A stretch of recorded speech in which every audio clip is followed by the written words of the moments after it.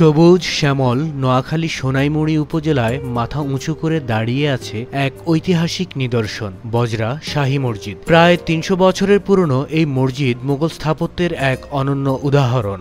আজ আমরা এসেছি নোয়াখালী জেলার সোনাইমুড়ি উপজেলার বজরা শাহী জামে মসজিদে। আমি আপনাদের সামনে নোয়াখালী জেলার এক অনন্য ঐতিহাসিক নিদর্শন বজরা শাহী মসজিদ সম্পর্কে কিছু কথা তুলে ধরব। বজরা শাহী মসজিদ এটি মোগল স্থাপত্যশৈলীর এক অপূর্ব নিদর্শন, যা ১৭৪১ থেকে ৪২ সালে মোগল সম্রাট মোহাম্মদ শাহের শাসনামলে স্থানীয় জমিদার আমানুল্লাহ খান নির্মাণ করেছিলেন। মসজিদটি দিল্লির ঐতিহাসিক জামে মসজিদের আদলে তৈরি করা হয়েছে। আসসালামু আলাইকুম, আমরা আসছি নোয়াখালীতে যে বজরা শাহী জামে মসজিদ, যেটা মোগল আমলের করা একটি মসজিদ, খুবই সুন্দর একটি মসজিদ। সেই মসজিদটি আমরা আপনাদেরকে ভেতরে ঢুকে মোটামুটি মসজিদের যা কিছু আছে সৌন্দর্যটা আপনাদেরকে দেখানোর চেষ্টা করছি। আপনারা আমাদের সঙ্গে থাকুন এবং কি উপভোগ করতে থাকুন পুরো মসজিদটি। তো চলুন আমরা দেখি যে এই মসজিদটি। আমরা এই মুহূর্তে ঢুকে পড়েছি মসজিদের ভেতরের অংশে। জানা যায় এখানে ইমামতির নাকি বিশাল একটি ইতিহাস আছে। মোগল সম্রাট মোহাম্মদ শাহের বিশেষ অনুরোধে মক্কা শরীফের তৎকালীন অন্যতম বুজুর্গ আলেম হযরত শাহ আবু সিদ্দিক এই মসজিদের প্রথম ইমাম হিসেবে দায়িত্ব গ্রহণ করেন। বংশ পরম্পরায় আজও তার যোগ্য বংশধররা ইমামের দায়িত্ব পালন করে আসছেন। এখন আছি আমরা মসজিদের ভেতরের অংশে। মসজিদের অভ্যন্তর বহু শিখরের খিলান দ্বারা ৩টি ভাগে বিভক্ত। ক্যাবলা দেওয়ালে পশ্চিম দিকে ৩টি কারুকার্য খচিত মিহরাব বা কুলুঞ্জি রয়েছে। মসজিদের ছাদের উপর ৩টি কন্দাকৃতির মানে পেঁয়াজ আকৃতির গম্বুজ রয়েছে। এই ৩টি গম্বুজের মধ্যে মাঝখানের গম্বুজটি সামান্য বড়। এই ছাড়াও প্রবেশপথের তোরণের উপর আরো কয়েকটি ছোট গম্বুজ দেখা যায়। আমরা আছি মসজিদের ভেতর সাইডে এখন। এটাই হলো সেই মসজিদের ভেতর সাইড, খুবই সুন্দর। এটা নোয়াখালীর একটি ঐতিহ্য হিসাবেই ধরা যায়। নোয়াখালীর ঐতিহ্য, খুবই সুন্দর একটি মসজিদ বজরা মসজিদ।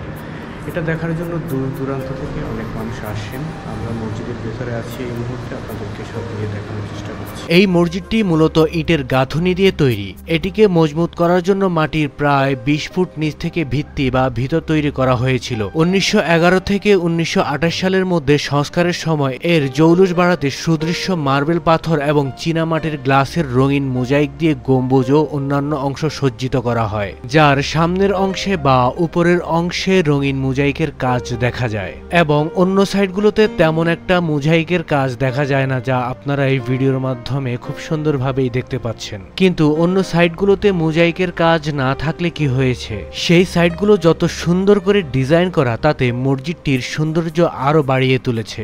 আর মসজিদের ভেতরে প্রবেশের জন্য ৩টি ধনুকাকৃতির দরজা রয়েছে। যেহেতু এটি একটি শাহী মসজিদ, তাই মসজিদের পাশেই আরো বড় করে আরো একটি মসজিদের মতো করে জায়গা বাড়ানো হয়েছে, যেন মুসল্লিরা এসে সুন্দর মতো জায়গা নিয়ে নামাজ আদায় করতে পারে। আর এটি হলো সেই পাশের জায়গাটি। এখানে যে দরওয়াজাটি দেখা যাচ্ছে, এটি হলো সেই পুরনো মসজিদটির দরওয়াজা। তার কারণে মসজিদের লম্বা লাইনের সৌন্দর্যটা আরো সুন্দর করে বাড়িয়ে তুলেছে। এখানে পিলারগুলোতে দেখুন কত সুন্দর রঙিন পাথরের কারুকাজ। পুরো মসজিদটির সামনের অংশ জুড়ে এত সুন্দর করে রঙিন পাথরের কারুকাজ করা আছে। তাই তো এর অনন্য স্থাপত্য শৈলী এবং ঐতিহাসিক গুরুত্বের কারণে দেশ বিদেশ থেকে অনেক দর্শনার্থী এবং ধর্মপ্রাণ মুসলমান এখানে ছুটে আসেন। এই মসজিদটি মূলত নির্মাণ হয়েছিল ১৭৪১ থেকে ১৭৪২ খ্রিস্টাব্দে, যা বাংলা ১১৫৪ হিজরি থেকে ১১৩৯ হিজরি পর্যন্ত। আপনারা যারা এই মসজিদটিতে আসতে চান, আপনারা নোয়াখালী বজরা বাজার থেকে হাতের বাম পাশে একটি বিশাল এরিয়া আছে, সেই এরিয়াতে আপনারা আসতে পারেন এই চমৎকার মসজিদটি দেখার জন্য। মসজিদ আল্লাহর ঘর দেখতে আসলে অনেক সুন্দর লাগে। এটা সকলের কাছে ভালো লাগবে, যেহেতু এটা অনেক পুরনো একটি মসজিদ, মোগল আমলের মসজিদ। কার না ভালো লাগবে এটা দেখে। একমাত্র নোয়াখালীর মধ্যে মনে হয় যে এটাই হলো নোয়াখালীর মানে পুরনো একটি নিদর্শন, পুরনো একটি ঐতিহ্যবাহী মসজিদ, যেটা মোগল আমলেই করা হয়েছে।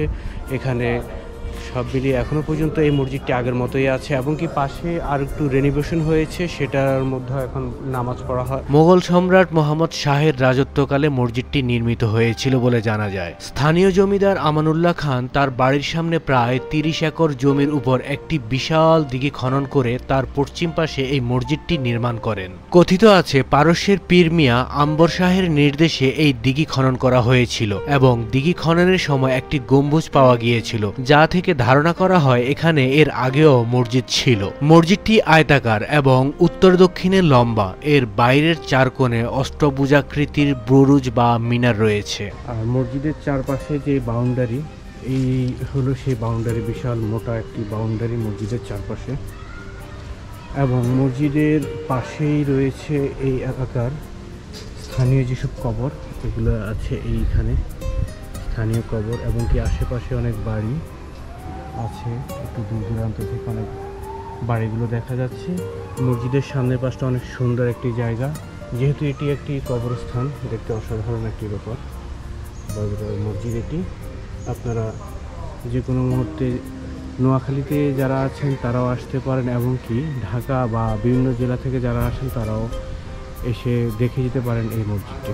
মসজিদের পাশে লাগানো আছে কিছু এমন সুন্দর সুন্দর কচু গাছ, খুবই সুন্দর। এই জায়গাটার মধ্যে লাগানো আছে কচু গাছ।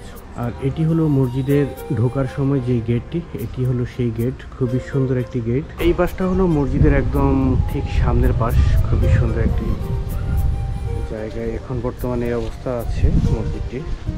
সামনের সাইডটা এই অবস্থা।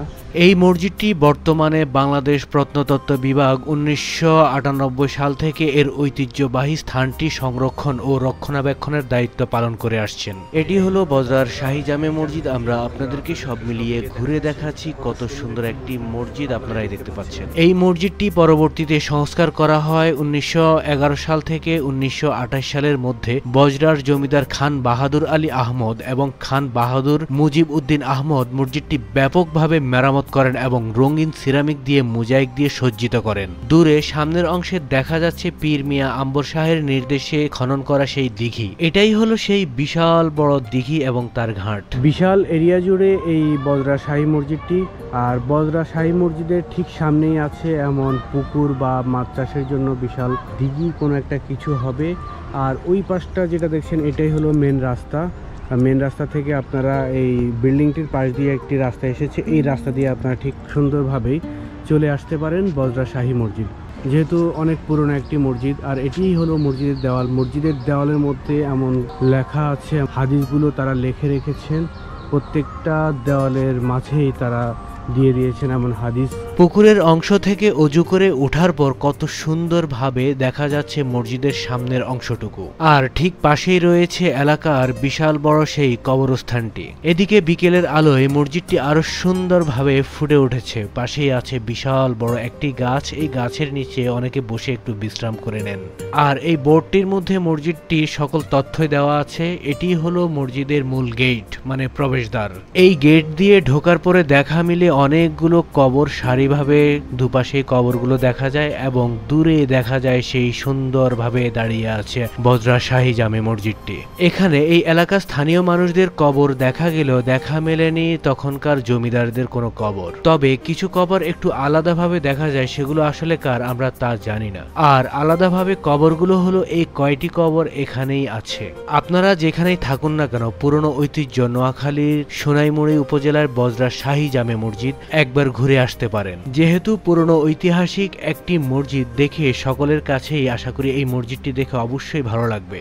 কারণ মোগল আমলের গৌরবময় ইতিহাসের সাথে মিশে আছে বজরা শাহী মসজিদের প্রতিটি ইট পাথর। ইতিহাস, ঐতিহ্য আর আধ্যাত্মিকতার এক অপূর্ব মিলনস্থল।